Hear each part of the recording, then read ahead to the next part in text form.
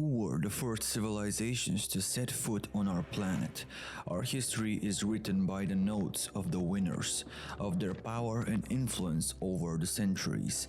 But in a certain period of time, people from primitive hunters turned into intelligent civilizations that created monuments, calendars, and ancient writings.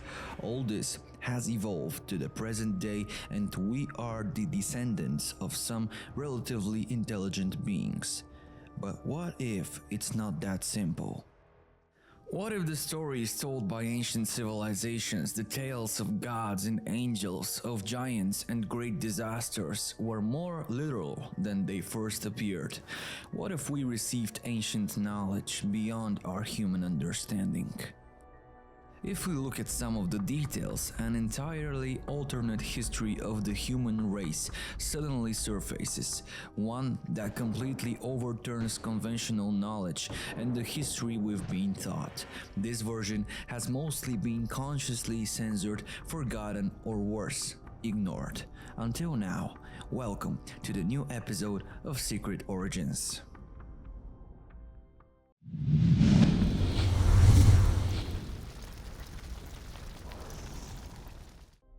In the beginning of 1946, in the area currently known as the West Bank, a group of Bedouin teenagers tend their sheep and goats near the ancient settlement of Qumran. To pass the time, they toss around the stones they find strewn across the uneven desert terrain. When one of these stones is thrown into the dark side of a cave, the teenagers are shocked because they hear a loud shattering noise echoing inside.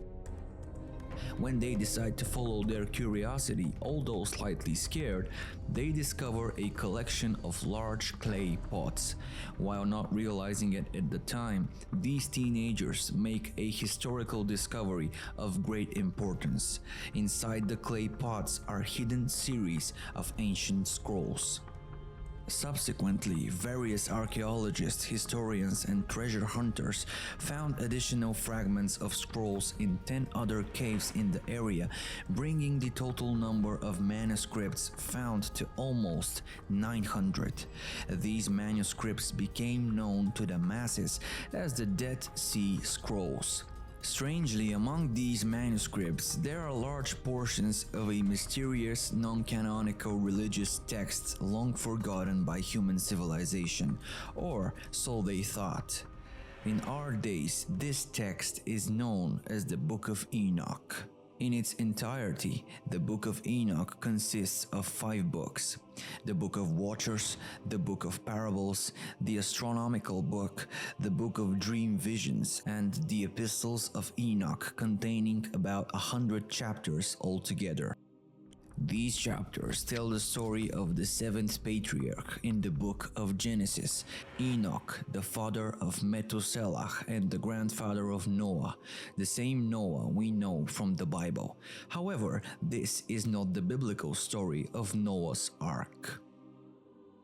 In fact, the Book of Enoch provides an entirely different perspective on events leading up to the Great Flood of Noah's time, as that is a completely different story. It tells of the Watchers, explained in biblical terms as fallen angels, sent to earth to watch over humans at some unspecified and ancient point in time.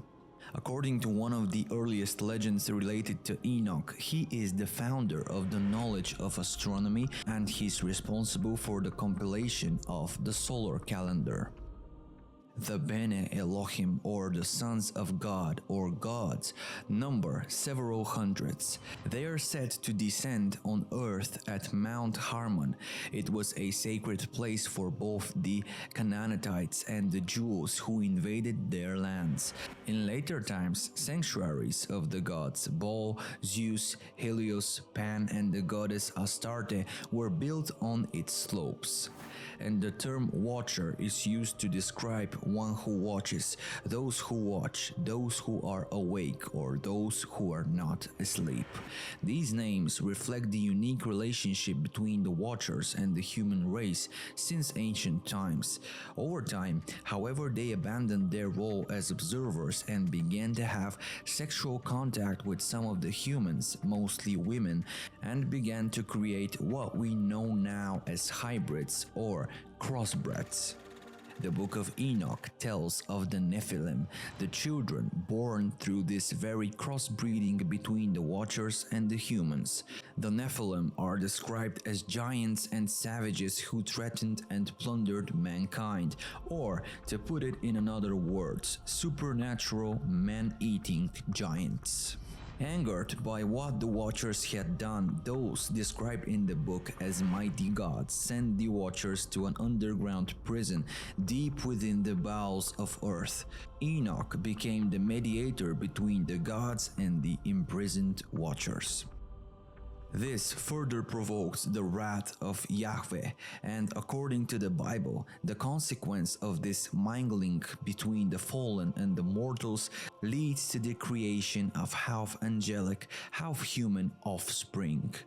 The book describes Enoch's journeys between heaven and earth in his role as mediator, how he flies with angels and sees the rivers and the mountains and the very ends of the earth from above. Despite Enoch's intervention, the gods decide that because of what the planet has become, it and all its inhabitants must be punished.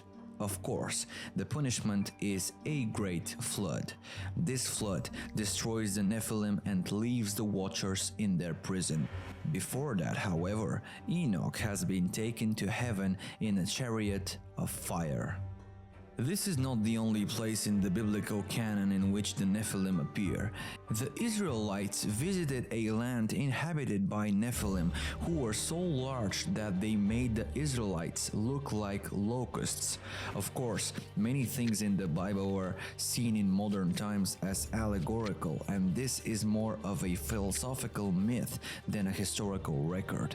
But there is archaeological evidence for one particular great flood in Earth's history, which is mentioned in countless religions and cultural traditions around the world.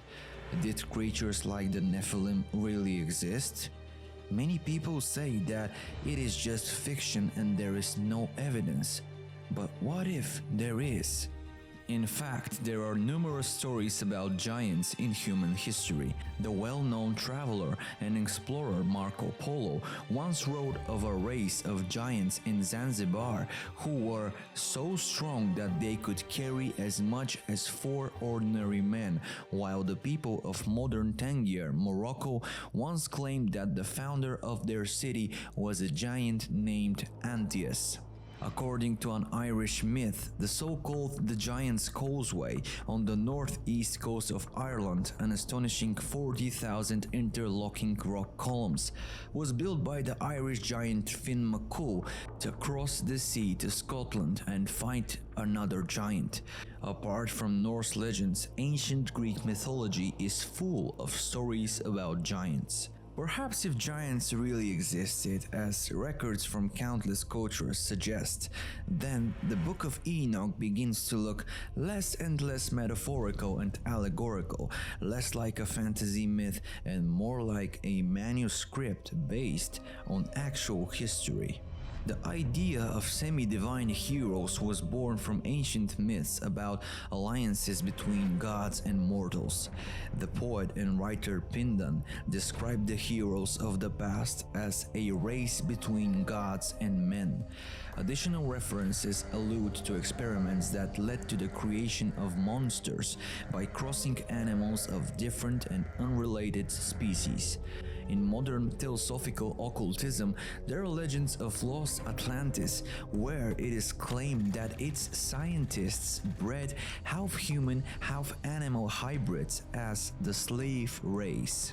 Records of such events can be found in the mythologies of ancient peoples around the world, and especially among the Babylonians of Middle East. The story of Noah and the flood in the Old Testament is said to have originated in the Babylonian and Sumerian myths.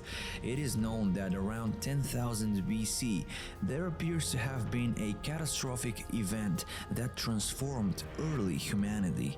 At the end of the last ice age, the first signs of agriculture appeared in the Middle East, with a shift from a nomadic hunter-gatherer lifestyle to one of a settled agriculture.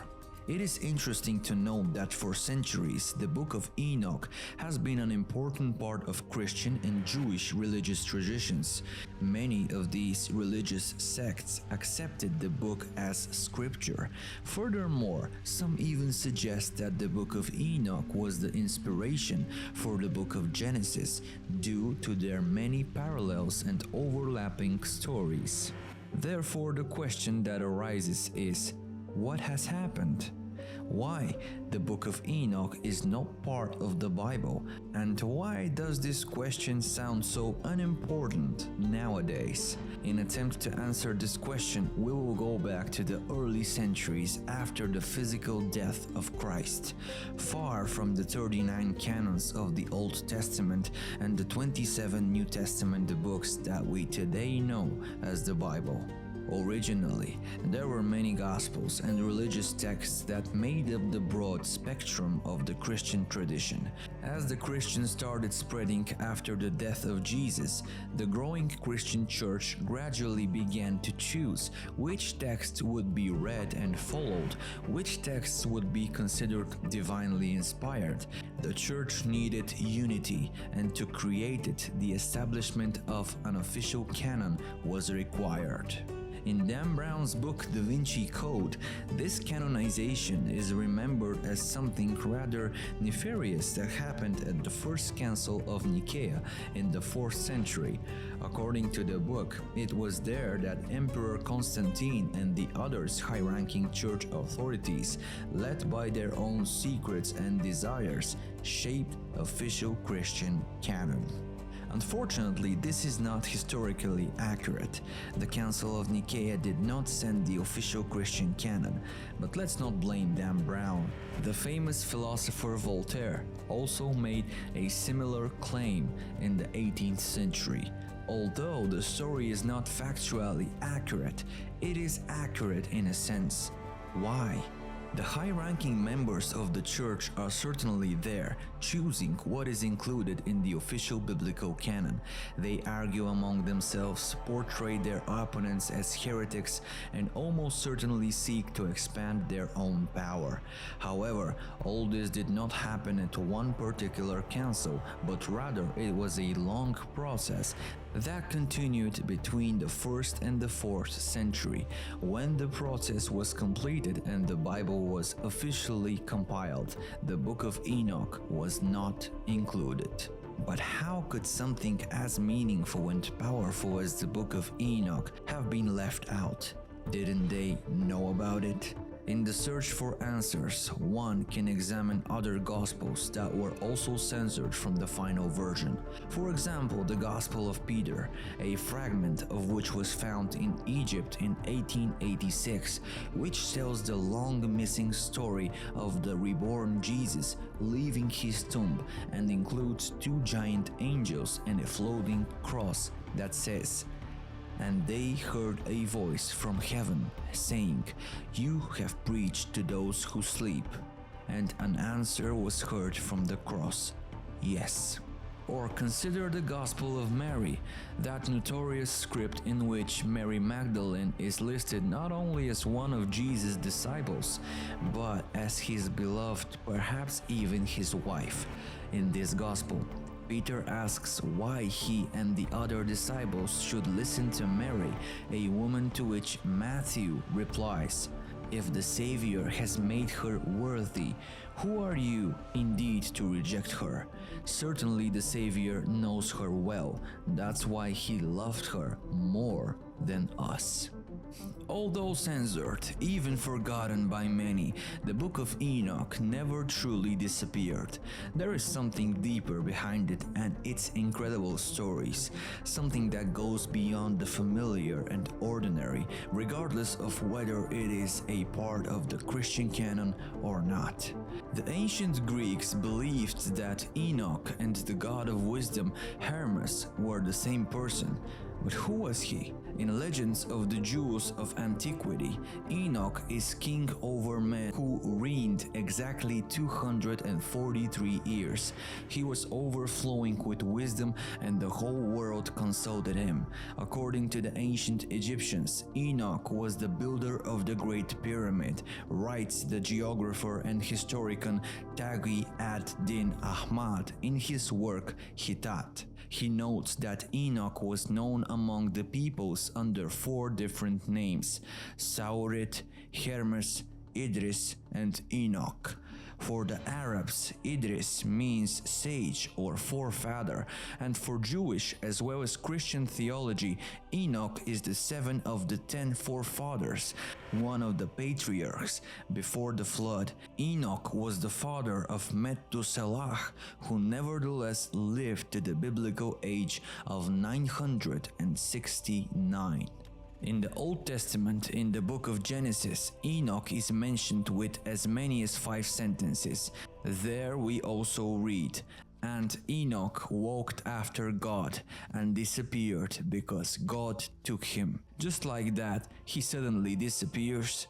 In Hebrew, the name Enoch means initiated, enlightened, knower, and this initiate does just that.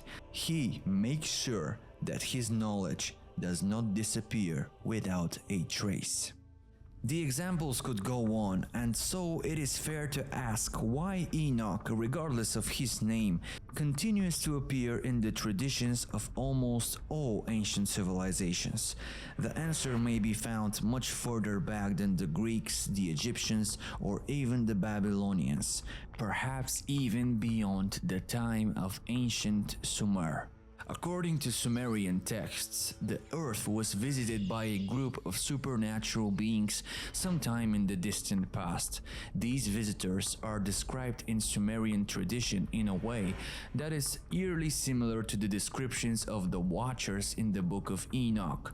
Instead of Watchers, however, the Sumerians called these beings Anunnaki, which literally means those who came from heavens.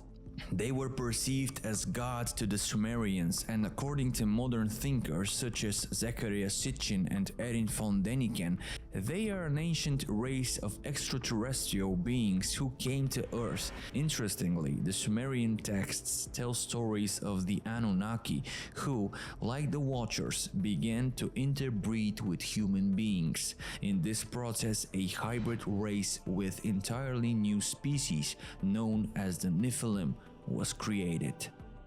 Like the gods of the Book of Enoch, the Anunnaki were angered by the state of the earth and caused a great flood. Same story told in a slightly different way. As you well remember and know, it is not the form that matters, but the content. Perhaps maybe this is the only way we can read the true codes of our reality. Could it be that the Book of Enoch, as well as other related traditions, are simply retelling the older Sumerian story of the Anunnaki? Or simply over time, the same story has been wrapped and reshaped all the way to the present? Not only that the Book of Enoch is written in first person, but the author repeatedly asserts his authorship in the text, as if he feared that future interpreters would be so limited that they would not understand him. In the first month of the 365th year, on the first day of the first month, I, Enoch, was in my house alone, when 2 huge men appeared to me, the like of which I had never seen on earth. Let's consider the agrarian revolution that began around 10,000 BC, during which humans moved from a lifestyle of hunting and survival to farming and settlement. According to historical data, as early as 9500 BC, at the lands where current Kurdistan is now, barley, wheat, rye, oats, peas and lentils were grown, and goats and sheep were domesticated. Interestingly, the Kurdish people claim to be descendants of the children of the jinn, or the children of the spirits. Is this an ancient cultural reference to the interbreeding between the Anunnaki and human women? The ancient Near East is also known as the cradle of civilization, and the earliest city-states were found in the Mesopotamia region. The region's early indigenous inhabitants, the Sumerians and the Akkadians, developed the first written language, studied astronomy, and created libraries. The Babylonians and Assyrians followed them. In the mythologies, all of these races, there are stories of how the gods came down to earth and taught them their arts and knowledge. In another passage from the Book of Enoch, Enoch testifies to the mysteries of lightning and mysteries of thunder. Some suggest that this chapter is intended to illuminate the mysteries of energy and electricity. When we hear energy and electricity, we cannot help but mention Nikola Tesla, who, let's not forget, said the following: "If you want to find the secrets of the universe, think in terms of energy, frequency, and vibration." It may sound ridiculous or hard to believe that such mind-blowing stories as those of the Watchers, the Anunnaki, and the Nephilim giants have been forgotten. The Sumerians ignored or even deleted deliberately from the pantheon of ancient civilizations. The Book of Enoch, along with the Gospel of Mary and Thomas, also censored from the biblical canon.